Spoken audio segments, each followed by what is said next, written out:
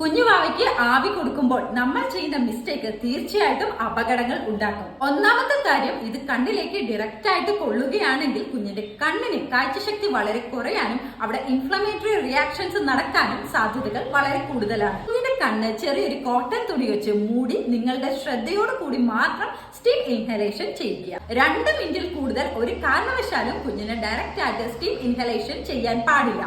ഇത് കുഞ്ഞിന്റെ മൂക്കിനുള്ളിലെ രോമകൂപങ്ങളെ നശിപ്പിക്കും.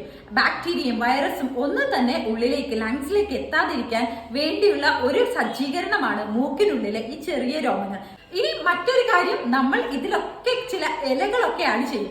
പല ഇലകളും പലതരം ചുമകൾക്കും പലതരം ശ്വാസം മുട്ടലിനും ഒക്കെയാണ് ഉപയോഗിക്കേണ്ടത്. കൃത്യമായും ഓരോ ഇലകൾക്ക് എന്താണ് ഗുണം കിട്ടുന്നതെന്ന് അറിവുണ്ടെങ്കിൽ മാത്രമേ അത് ആഡ് ഓൺ ചെയ്യാൻ പാടുള്ളൂ. വീട്ടിലൊരു നെബുലൈസർ വാങ്ങി വെച്ച് അസ്തലിനും അതേപോലെ സാൽബുറ്റമോളും ഒക്കെ നിങ്ങളുടെ ഇഷ്ടാനുസരണം മരുന്നുകൾ കൂട്ടി